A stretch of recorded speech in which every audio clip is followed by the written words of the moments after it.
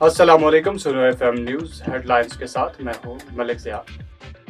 جشن آزادی Gilgit Baltistan polo tournament 2025 کے انعقاد کے سلسلے میں تیاریوں اور انتظامات کا جائزہ لینے کے لیے ایک اہم اجلاس سیکرٹری سیاحت، کھیل، ثقافت، آثار قدیمہ و عجائب گھر ضمیر عباس کی زیر صدارت منعقد ہوا، جس میں متعلقہ محکموں کے اعلیٰ افسران نے شرکت کی۔ وزیر اعلیٰ گلگت بلتستان حاجی گل بخش خان کے زیر صدارت حکومتی اور اپوزیشن ممبران اسمبلی کے مشترکہ اجلاس کے موقع پر صوبائی سیکرٹری قانون اور ایڈوکیٹ جنرل نے بریفنگ دی، جس کے بعد chief election commissioner Gilgit Baltistan کے نوٹیفیکیشن کو نظر ثانی کے لیے متفقہ طور پر درخواست دائر کرنے کا فیصلہ کیا گیا۔ ایڈوکیٹ جنرل نظر ثانی کی درخواست دائر کرے گا اور صوبائی کابینہ کا اجلاس فوری طور پر بلانے کا بھی فیصلہ کیا گیا۔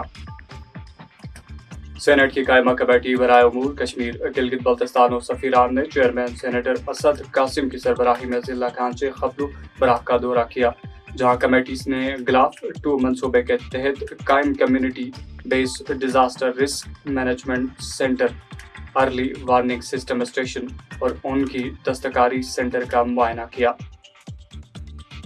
ضلعی پولیس گلگت کی جانب سے سوشل میڈیا پر مذہبی منافرت، اشتعال انگیز اور فرقہ وارانہ مواد پھیلانے والے عناصر کے خلاف بھرپور اور مؤثر کارروائی جاری ہے۔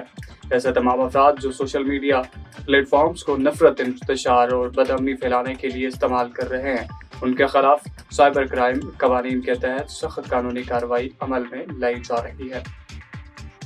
کاکو چیئرمین نے بازار ایریا مرکزی روڈ کی ری میٹلنگ ڈرین سسٹم کا کام شروع کر دیا۔ روڈ کی ری میٹلنگ اگلے ہفتے تک مکمل کی جانے کی میگا پروجیکٹ کی تعمیر سے کاکو شہر میں نکاسی کا دیرینہ مسئلہ حل ہو جائے گا، جبکہ شہر کی کھنڈر سڑک بھی بہتر ہو جائے گی، جس سے شہر کی خوبصورتی اور صفائی ستھرائی یقینی بن جائے گی۔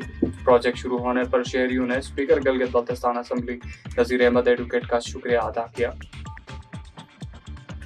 خپلو ہیڈ کوارٹر گراؤنڈ میں جشن آزادی پولو کپ کا فائنل زبردست جوش و خروش کے ساتھ منعقد ہوا۔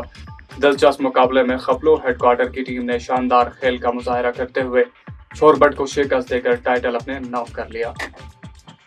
مقامی محکمہ موسمیات کے مطابق آئندہ 24 گھنٹوں کے دوران گلگت اور گدرنوا میں موسم صاف رہنے کا امکان ہے۔